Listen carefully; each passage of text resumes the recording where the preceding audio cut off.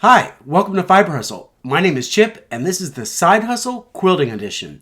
Tonight, we're working on Alison Glass's Trinket Sew-along, Block 5, Lines 5. So, grab your favorite beverage, and let's get sewing.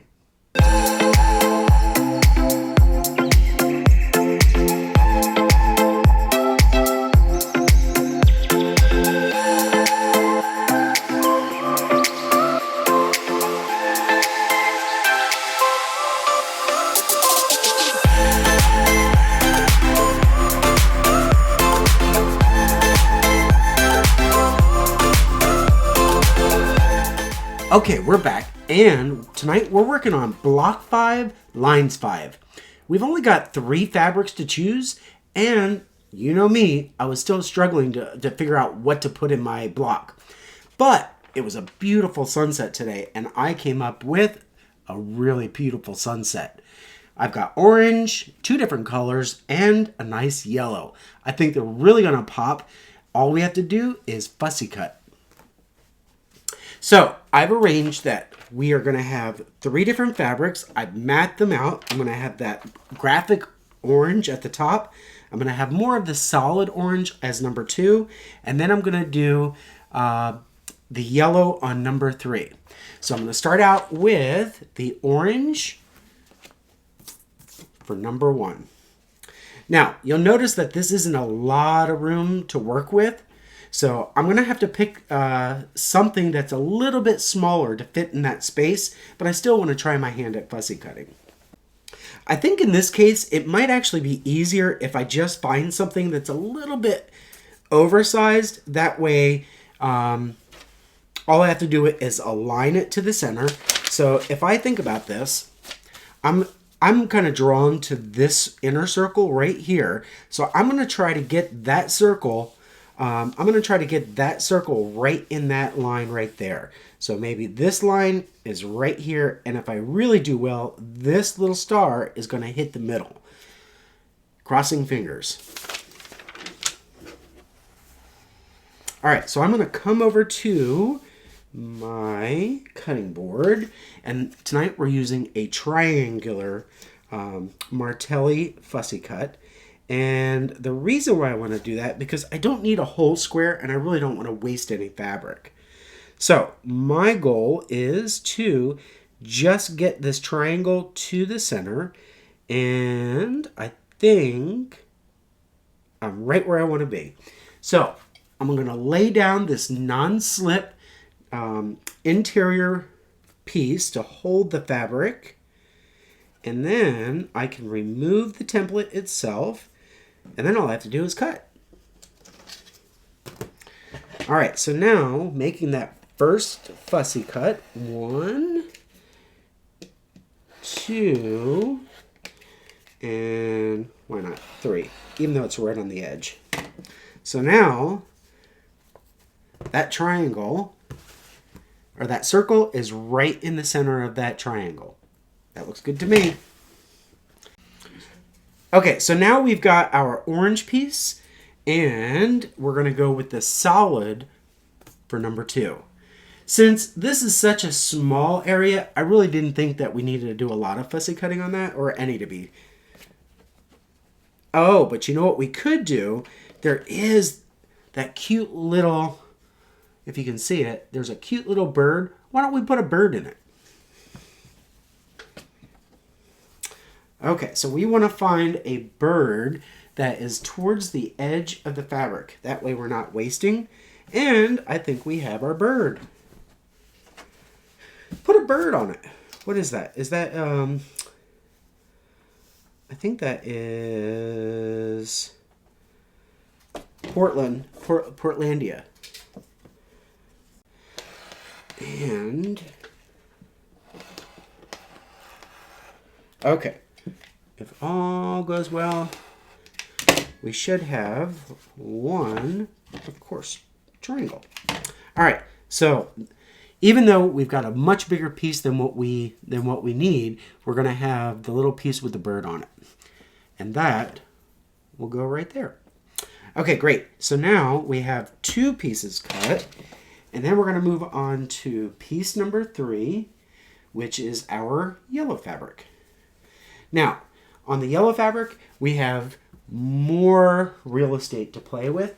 So, on this yellow, we've got a fun little starfish that we can play with. Let's go ahead and fussy cut that. Now, I need to find one that's towards the edge, but I need to find one that is going to give me enough room so that I don't go off the paper. So I think I can work with this piece right here. All right, so now I'm going to aim, and that is plenty of fabric. Great. So now I'm going to go back to a square template just to be safe. And I know this looks like a really overkill, but I need more fabric. I'm willing to take more fabric than I need just to make sure that I'm not setting myself up for a disaster. There we go. All right, so this is the 5.5 template, 5.5 inches. And we lift our template and we can cut,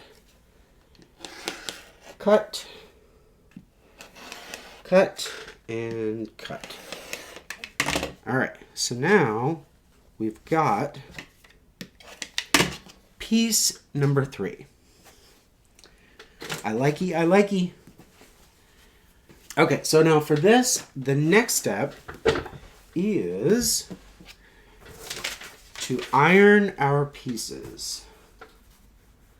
We have 1, 2, and 3. All right, so we've got 1. We've got 2 we're working on. And you know what? When I was looking at the sunset today, I was immediately thinking of Gone with the Wind. In the sunset, when Scarlett O'Hara is at her lowest point. I think that's when she ate a turnip or something. She ate some kind of root from straight out of the ground, and she swore that she would never go hungry again. Okay, so now we have piece 1, 2, and 3. Now it's time to start sewing. In an effort to save time, I actually want to show you a little bit of what was going on. I went ahead and sewed this, but to be honest, when I was flipping it over, the bird just wasn't getting centered right. So I'm going to show you again how to get this right. I figured it out. So you've got your 3 pieces, and we know that this is going to be 1, and then we have 2. And I don't know if you can see, you have a perforated line here. And I think the paper itself is still strong enough that between the 3 pieces of fabric, it's not going to fall apart. But what I figured out is the placement really is going to matter on this. So I have, how did I have it? I have a line here. And again, we're going to use the arc of this circle, and I want the I'm going to keep playing. There we go. I want the top of this point on the star. I want that to kind of nest right into this corner. So I'm going to be right there. And I know that I have plenty of fabric to overhang on both of these sew lines, so we're good there. And because this is so precise, and I'm really being particular, I'm going to go ahead and pin the fabric. I want to make sure that this first piece does not go anywhere. Now, this bird is really tricky, but if you just think about it, we're really just thinking in mirrored objects. So it's the reverse. So if I want this final position to be where the bird is going up to the sky, I need the bird to be in the opposite direction. Now, my line is right under here. Oops, I got it pinned. My line is right in here under. So the lucky thing is I've already perforated, so I kind of know where I need to be. And again, I want my bird to land going up. So I'm going to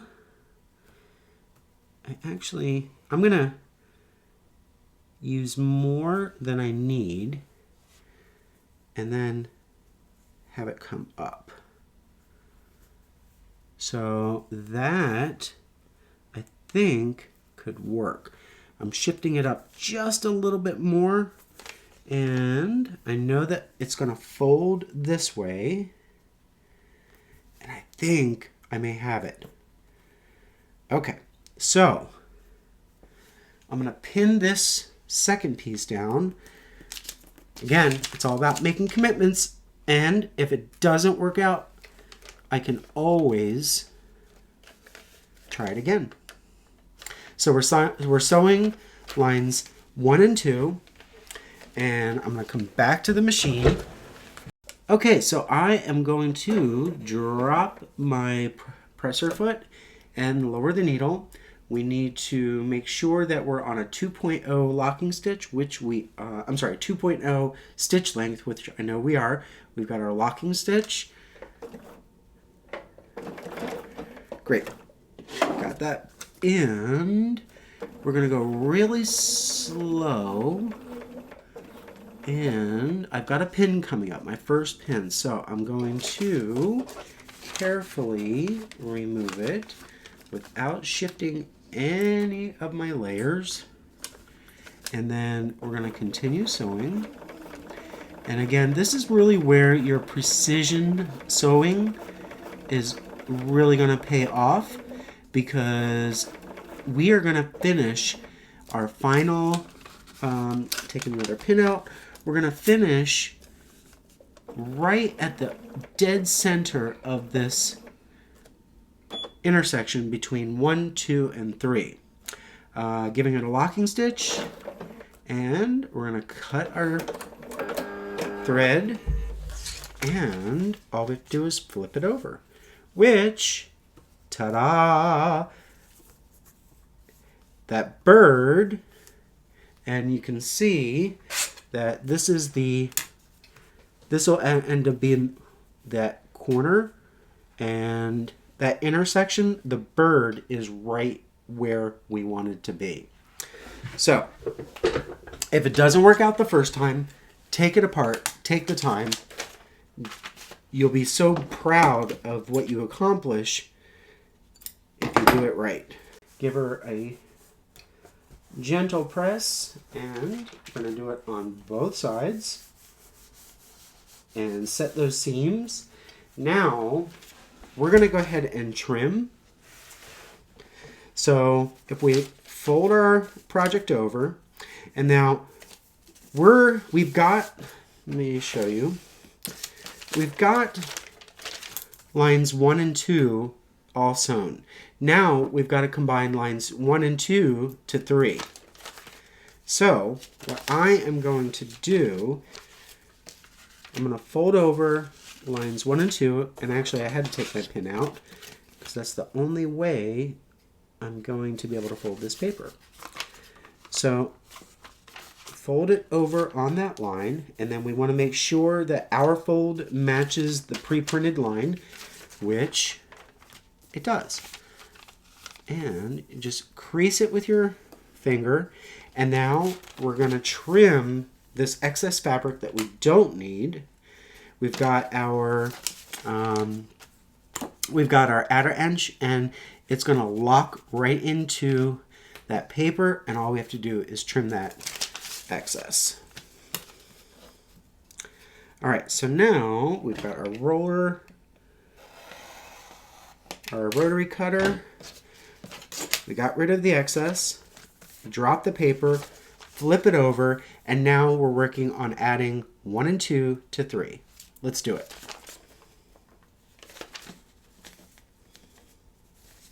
Oops. Let's do it one more time because Chippy made a mistake. So that was a really good mistake. So I had it where both pieces were together, but I needed to show it as if the fabric was already out, then flip it over, then you fold over, cut the excess,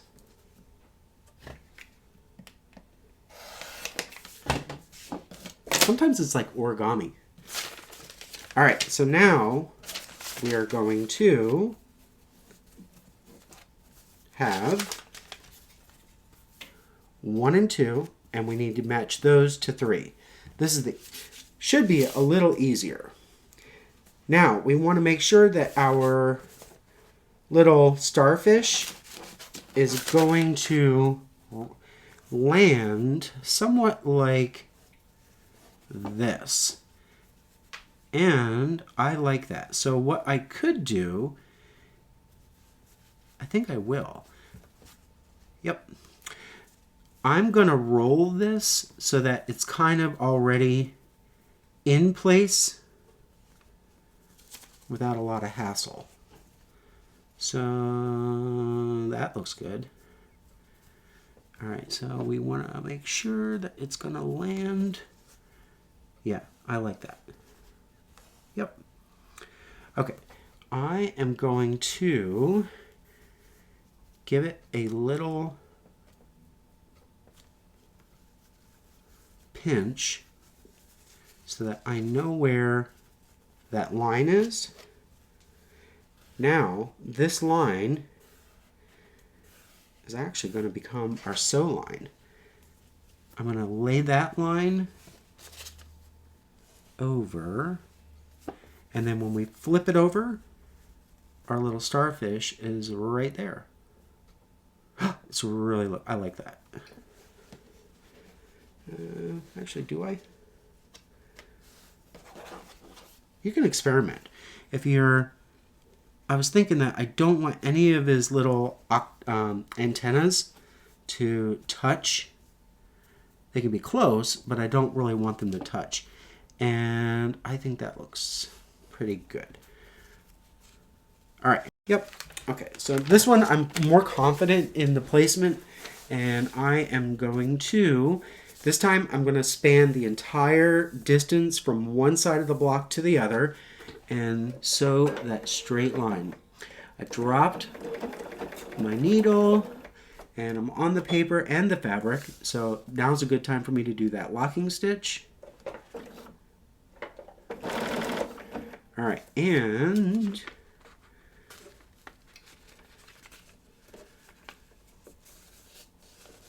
okay, here we go.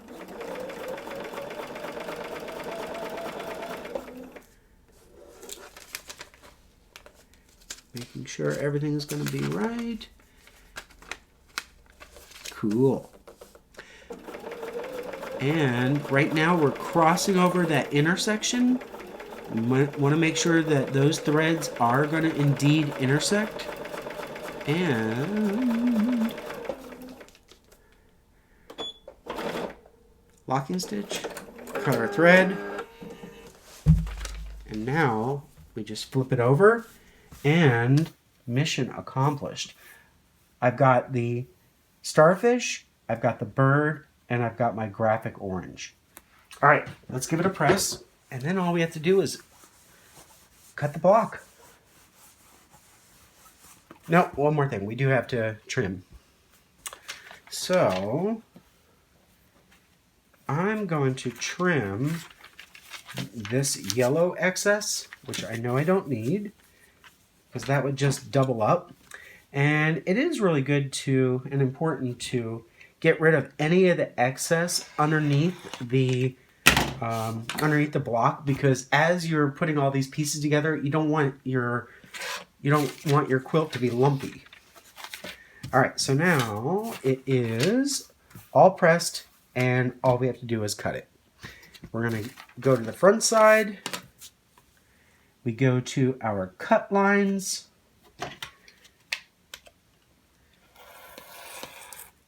Oops. Yeah, I don't think you ever want to go like to your mechanic or to your doctors or anybody and say, oops. But as long as you're watching Fiber Hustle, you're going to get a lot of oops. Oops. I cut my finger off. Oops. No, don't say that. I would never want to cut my finger off. I know people on Project Runway, they're always doing, but they're racing. They're racing so much. And you know what? Only thing we're racing for is to get to bed. This is gorgeous. I really, really am proud. So we have block 5, lines 5, Trinket Sew-along for Alison Glass. My name is Chip, and again, this is Fiber Hustle, Side Hustle Quilting Edition. Come back tomorrow. We're going to work on block 6, line 6. Bye for now.